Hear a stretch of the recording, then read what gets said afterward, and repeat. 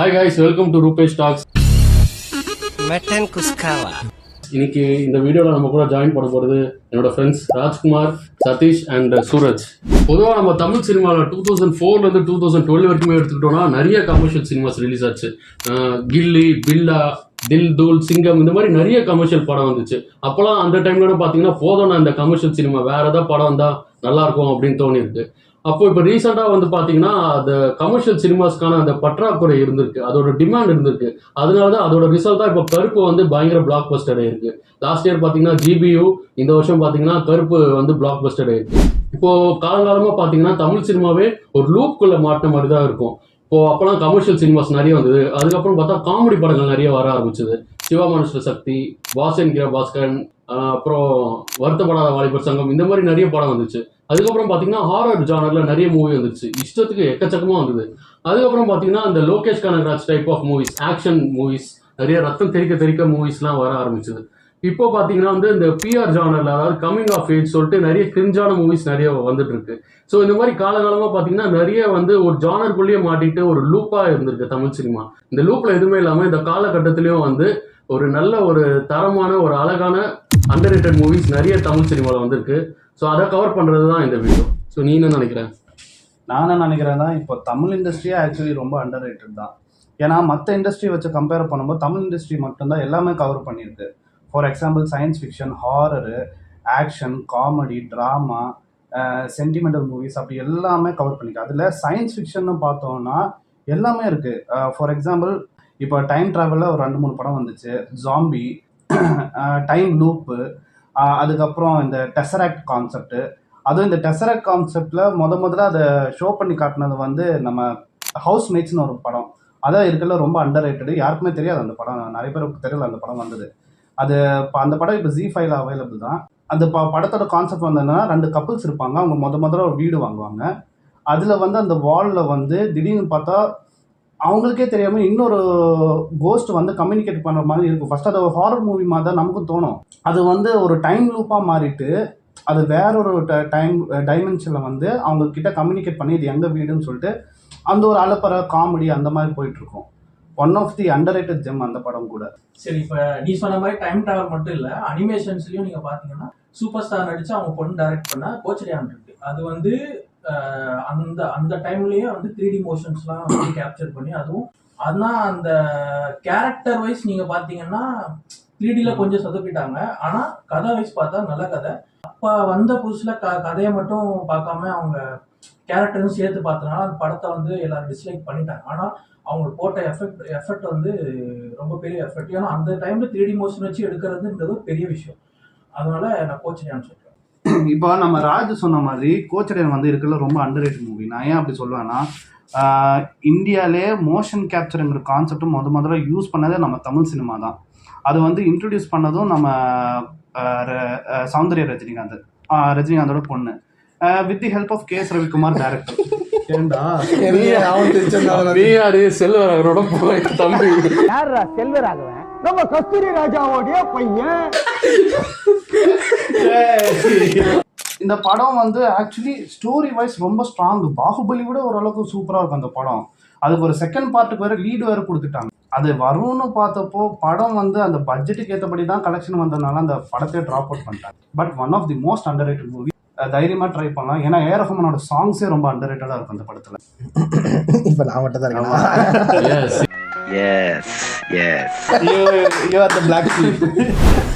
Okay, so அதே மாதிரி நீங்கள் சொன்ன மாதிரி இப்போ ஸ்டோரிஸ்ன்னு பார்க்கும்போது ஒரு சில பழைய படங்களும் இருக்குது.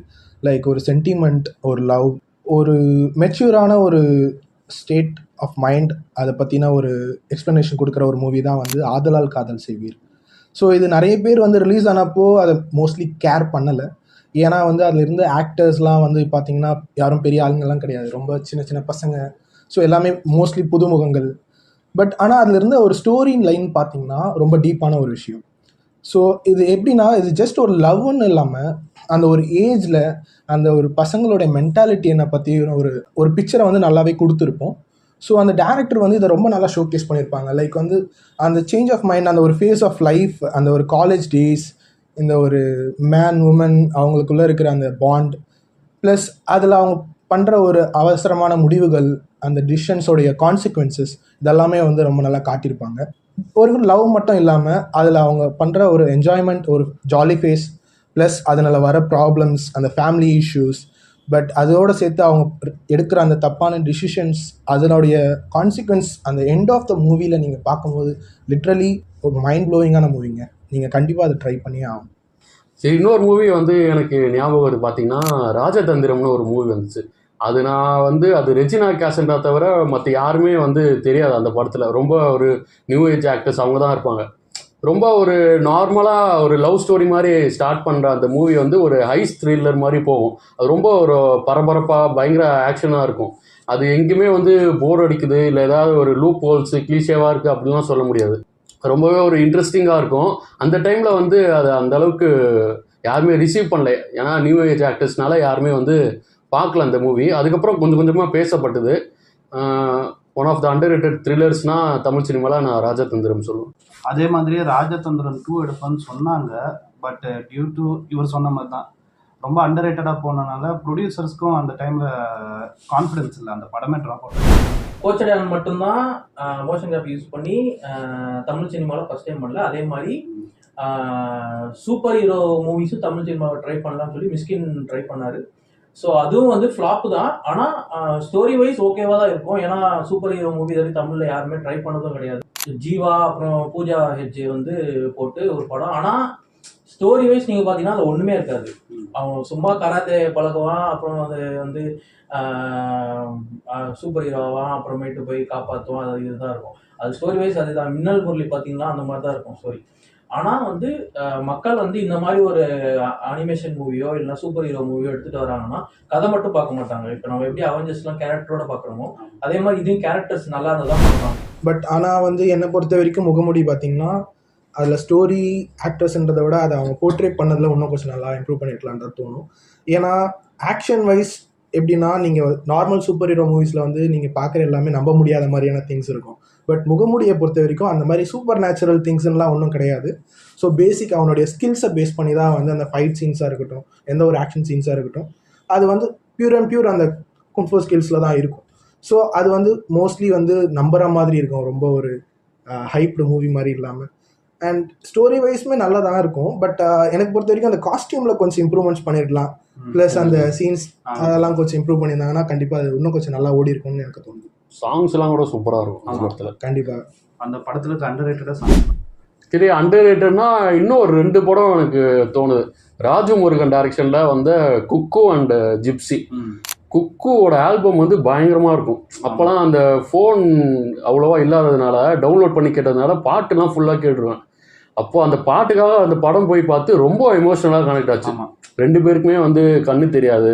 ஏன்னா சனாவோட மியூசிக் சனாவோட அதுக்காக தான் போய் பார்த்தது. ஆனால் அந்த ஸ்டோரியாக ரொம்பவே இன்வால்வ் ஆகி பார்த்தது. அதுக்கப்புறம் அந்த படம் பெரிய பிளாக் பஸ்டர் ஆச்சாலாம் தெரியாது. என்னை பொறுத்த வரைக்கும் அது ஒரு அண்டர்ரேட்டட் மூவி தான். ரொம்ப ஒரு எமோஷ்னலாக லாஸ்ட்டில் சூப்பராக முடிச்சிருப்பாங்க. அழகான லவ் ஸ்டோரியாக போய் ஒரு ட்ராஜடி மாதிரி முடிச்சிருப்பாங்க. இன்னொன்று பார்த்தீங்கன்னா வந்து ஜிப்சி வந்து இந்த கோவிட் டைமில் கரெக்டாக ரிலீஸ் ஆகி வந்து சரியாக போகலை. அந்த படமே சூப்பராக இருக்கும். அதுவுமே சனாதா மியூசிக் டைரக்டரு, பாட்டு எல்லாமே சூப்பராக இருக்கும். அது ஜீவா வந்து எப்படின்னா வந்து ஒரு பண்ணுற ஒரு லவ் ஸ்டோரியாக இருக்கட்டும், இல்லை அந்த ஊராக போகிற அந்த விஷயமா இருக்கட்டும், சோஷியல் பொலிட்டிக்கல் ஒரு மெசேஜ் சொல்கிற மாதிரி படம் இருக்கும். அதுவுமே ரொம்ப சூப்பராக இருக்கும். ஓடிடியில் எதுவுமே இல்லைன்னு தான் நினைக்கிறேன். அது கொஞ்சம் கான்ட்ரவர்சி நிறைய வந்துச்சு அந்த படத்துக்கு.